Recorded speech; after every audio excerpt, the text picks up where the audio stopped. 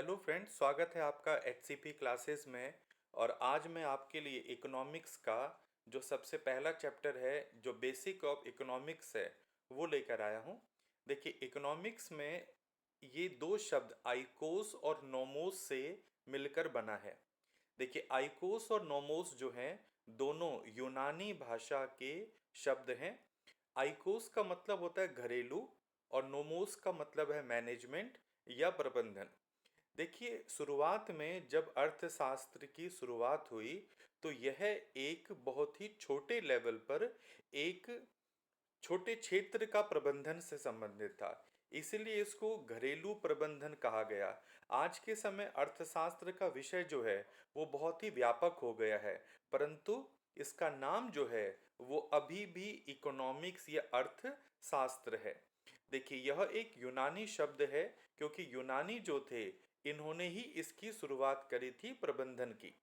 देखिए, वैसे अगर हम हिंदी में देखें, इसका शाब्दिक अर्थ जो है, जैसे नाम से पता चला, अर्थ का मतलब धन और शास्त्र का मतलब शास्त्र, तो ये धन का शास्त्र भी सही है। देखिए, अर्थशास्त्र जो जिन पिलर्स के ऊपर टिका हुआ है, जिनको हम स्टडी करते हैं अर्थशास्त्र के अंदर, वो ये विषय हैं। जैसे उत्पादन, किसी भी चीज़ का प्रोडक्शन किया जाता है, उसका कंजम्पशन किया जाता है, उपभोग किया जाता है। डिस्ट्रीब्यूशन थ्योरीज हम पढ़ते हैं, एक्सचेंज थ्योरीज पढ़ते हैं, उनका विनिमय कैसे होता है। जैसे प्राचीन समय में वस्तु विनिमय का प्रयोग होता था, परंतु आज के समय में विनिमय जो है ये काफ़ी ग्लोबल लेवल पर पहुंच चुका है, और आज के समय ये केवल आर्थिक रूप से ही विनिमय होता है। और एक पब्लिक फाइनेंस जो है आज के समय में सबसे विकसित रूप है अर्थशास्त्र का। तो देखिए, अगर हम इसके थोड़ा बेस की बात करें, तो सबसे पहले जो प्राचीन अर्थशास्त्री थे, जिसे हम मैकियावेली कहते थे, तो इटली के मैकियावेली ने किताब लिखी थी, प्रिंस। तो इसीलिए भारत का मैकियावेली जो है वो कहा जाता है चाणक्य को, विष्णुगुप्त को या कौटिल्य को। ये सबको हिस्ट्री में भी सबने पढ़ा है कि नंद वंश का अंत करके मौर्य वंश की जो स्थापना करी थी, वो चाणक्य, विष्णुगुप्त या कौटिल्य ने करी थी। क्योंकि इन्होंने वही सब काम किए जो मैकियावेली ने किए थे, इसलिए इनको भारत का मैकियावेली भी कहा जाता है। कई एग्जाम में ऐसे क्वेश्चन भी पूछे गए हैं। देखिए, जो काम चाणक्य ने गुप्त काल में किया, वही काम कामंदक ने, जो कामंदक थे, गुप्त काल के अंदर इन्होंने वही काम किया। और इनकी जो किताब थी, उसका नाम था नीति शास्त्र। क्योंकि अर्थशास्त्र का विषय जो था वो राजनीतिक था। देखिए, प्राचीन समय में अर्थशास्त्र का संबंध आर्थिक के बजाय राजनीतिक था। अभी आपको इसको बताते हैं। जैसे अर्थशास्त्र को संकलित करने का श्रेय, ये अर्थशास्त्र जो लिखा था चाणक्य ने, इन्होंने अलग अलग जगह पर अलग अलग पांडुलिपियों में इनको लिखा था। तो एक आचार्य रामा शास्त्री थे, ये सीजीएल के एग्जाम में भी क्वेश्चन आया है। इन्होंने जहाँ जहाँ से जिन जिन पांडुलिपियों में इस अर्थशास्त्र के बारे में लिखा गया था, उन सबको एकत्र किया और एक पुस्तक के रूप में उसको संकलित किया। अच्छा, इसमें जो सबसे मेन है वो है सप्तांग सिद्धांत।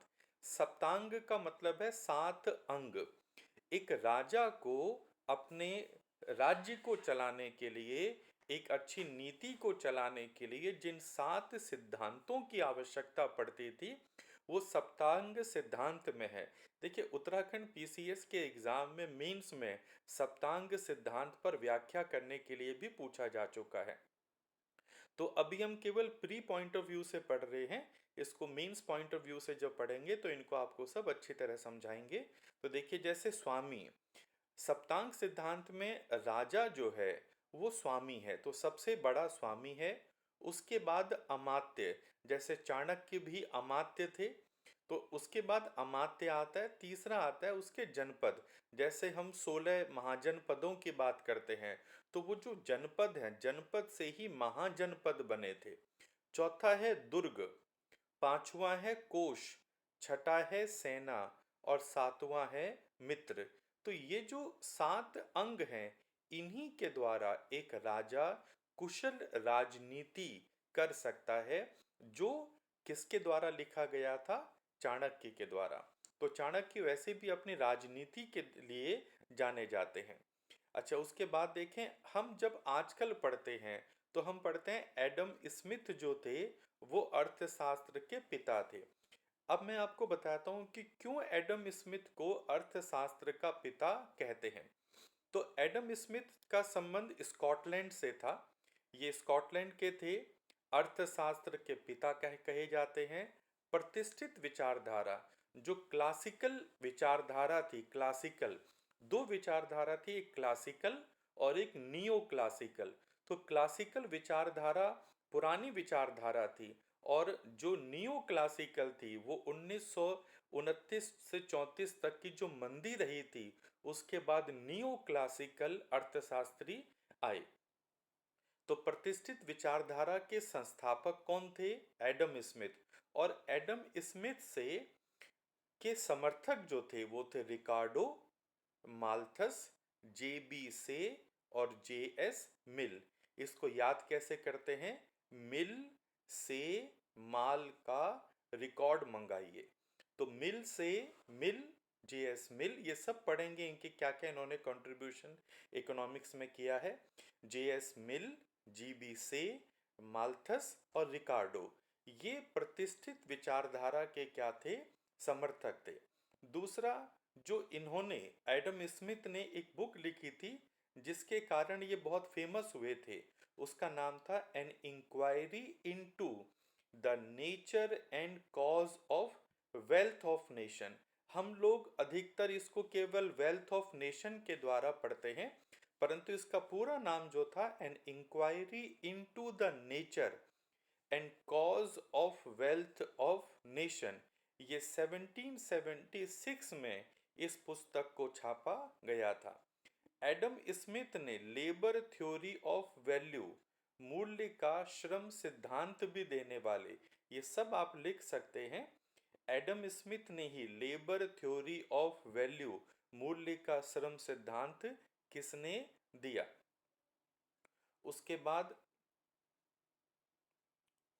अगर हम अगला देखें, तो दूसरा देखो, इस सिद्धांत के अनुसार किसी वस्तु या सेवा का आर्थिक मूल्य, किसी वस्तु या सेवा का आर्थिक मूल्य उस वस्तु या सेवा के उत्पादन के लिए आवश्यक कुल सामाजिक श्रम से निर्धारित होता है, ना कि वस्तु या सेवा की उपयोगिता से। तो यहाँ पर सामाजिक श्रम को वस्तु की सेवा और उपयोगिता से ज़्यादा वैल्यू मानी गई, क्योंकि ये श्रम का सिद्धांत था। ठीक। उसके बाद एडम स्मिथ ने, ये सीजीएल के एग्जाम में भी क्वेश्चन आया है, एडम स्मिथ के करारोपण के सिद्धांत क्या हैं? तो एडम स्मिथ के जो कैनन्स ऑफ टैक्सेशन है, इसमें समानता का सिद्धांत सबसे मेन है।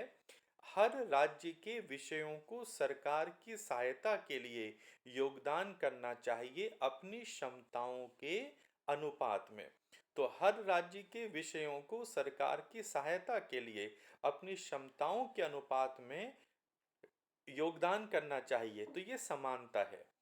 दूसरा, सर्टेनिटी, निश्चितता का सिद्धांत, प्रत्येक व्यक्ति को जो कर देना है वो निश्चित होना चाहिए, ना कि मनमाना। तो कर की दर जो है वो पहले से ही निश्चित होनी चाहिए, ये नहीं कि कभी भी कर की दर को आप कम या ज़्यादा कर सकें। तीसरी सबसे मेन चीज़ है सुविधा। कर देने के लिए लोगों को सुविधा होनी चाहिए, क्योंकि कर कर की जो प्रणाली इस तरीके से होनी चाहिए ताकि लोगों को वो समझ में आ जाए और अपनी सुविधा के अनुसार वो कर दे सकें। और चौथा, मित व्ययता, अर्थशास्त्र का सिद्धांत या मित व्ययता का सिद्धांत, प्रत्येक कर को बाहर निकालने के लिए और लोगों की जेब से जितना संभव हो उतना कम बाहर निकालने के लिए संघर्ष किया जाना चाहिए। ये नहीं कि लोगों को आप एक्सप्लॉइट करने लग जाएं। तो एडम स्मिथ ने जो कैनन ऑफ टैक्सेशन है, इसमें देखो एग्जाम में ऐसे आता है, इसमें से कौन सा कैनन ऑफ टैक्सेशन का भाग नहीं है, तो वो इन चार में से आपको तीन दे देते हैं और एक अलग कर देते हैं। कई बार ये भी पूछ लेते हैं कैनन ऑफ टैक्सेशन का सिद्धांत किसने दिया, तो वो एडम स्मिथ थे। एडम स्मिथ इन्हीं सब कामों के लिए एडम स्मिथ को इसका फादर ऑफ इकोनॉमिक्स कहा गया। उसके बाद देखो एडम स्मिथ ने एक सिद्धांत दिया था, विकास सिद्धांत, थ्योरी ऑफ इकोनॉमिक डेवलपमेंट। तो ये भी पूछ लेते हैं थ्योरी ऑफ इकोनॉमिक डेवलपमेंट किसने दिया, तो एडम स्मिथ ने। तो एडम स्मिथ ने जो अपना विकास सिद्धांत दिया, उन्होंने दो चीजों पर बहुत बल दिया, डिवीजन ऑफ लेबर। ये जो लेबर है, ये इसका अलग अलग श्रम विभाजन होना चाहिए। एक आदमी हर तरह के कार्य नहीं कर सकता, तो डिवीजन ऑफ लेबर होना चाहिए। और दूसरा, पूंजी पूंजी का संचय होना चाहिए, मनी का एक्यूमुलेशन होना चाहिए। तो ये दो इसके मेन पहलू हैं किसके, विकास सिद्धांत के। कोई भी देश तब तक विकास नहीं कर सकता जब तक उस देश में पूंजी का संचय नहीं है और साथ ही साथ डिवीजन ऑफ लेबर नहीं है। तो ये दोनों बहुत इंपॉर्टेंट हैं। पूंजी संचय श्रम के विभाजन की एक बड़ी डिग्री तक सुविधा प्रदान करता है, जिससे श्रम की उत्पादकता बढ़ती है। पूंजी अधिक होगी तो उत्पादकता बढ़ेगी, और उत्पादकता बढ़ेगी तो औद्योगिक उत्पादन भी होगा, और जैसे जैसे औद्योगिक उत्पादन होगा, रोजगार में वृद्धि हो जाएगी। तो ये सिद्धांत जो है विकास सिद्धांत, ये भी किसने दिया था, तो ये भी देने वाले जो थे वो एडम स्मिथ थे। उसके बाद देखिए एडम स्मिथ ने प्राक प्राकृतिक नियमों की सार्वभौमिकता से प्रभावित थे। जो प्राकृतिक नियम थे, ये कहते थे कि ये सर्टेन है, ये पूरे विश्व में लागू होते हैं। उनके अनुसार प्रकृति द्वारा बनाए गए नियमों से न्याय और आर्थिक विकास की प्राप्ति होती है। मतलब प्रकृति जो अपने नियम बनाते हैं, वो न्याय और आर्थिक विकास के लिए इम्पोर्टेंट हैं, और इसी से प्रकृति के द्वारा ही किसी व्यक्ति के हित भी सुरक्षित रहते हैं। तो ये प्राकृतिक नियम, जैसे क्वेश्चन आ जाएगा कि अर्थशास्त्र में प्राकृतिक नियमों की सार्वभौमिकता का सिद्धांत किसने दिया, तो आंसर आ जाएगा एडम स्मिथ। उसके बाद देखिए एडम स्मिथ ने और भी बहुत सारी बुक लिखी थी। इनकी जो पहली बुक थी, पहली बुक, वो 1759 में लिखी थी, जो थी the theory of moral sentiments. कि मोरल सेंटिमेंट्स के द्वारा जब लोग कर देने के लिए नैतिकता से, अगर उनके अंदर सेंटिमेंट्स डेवलप होंगे, तभी वो देश के लिए क्या करेंगे, अपना योगदान देंगे। तो ये इनकी पहली किताब थी। अगर कभी आ जाए कि एडम स्मिथ के द्वारा लिखी गई पहली पुस्तक कौन सी थी, तो उसमें आप वेल्थ ऑफ नेशन नहीं लिखेंगे। वेल्थ ऑफ नेशन से एडम स्मिथ पूरे वर्ल्ड में फेमस हुए, परंतु उनकी जो पहली किताब थी the theory of moral sentiments, दूसरी 1795 में एसे ऑन फिलोसफिकल सब्जेक्ट्स, ये इनकी एक किताब थी जो काफ़ी फेमस हुई। उसके साथ ही साथ देखो लोकवित्त, पब्लिक फाइनेंस का सिद्धांत भी किसने दिया, एडम स्मिथ ने। आप लोग क्या करिए, एडम स्मिथ का जितनी मैंने थ्योरीज लिखाई हैं, इन सबको एक साथ लिख लीजिए, तो ये आपके बहुत काम आएंगे। पब्लिक फाइनेंस का सिद्धांत किसने दिया, एडम स्मिथ ने। बेनिफिट अप्रोच किसने दिया, एडम स्मिथ ने। एबिलिटी टू पे अप्रोच, भुगतान सामर्थ्य दृष्टिकोण, ये भी किसने दिया, एडम स्मिथ ने।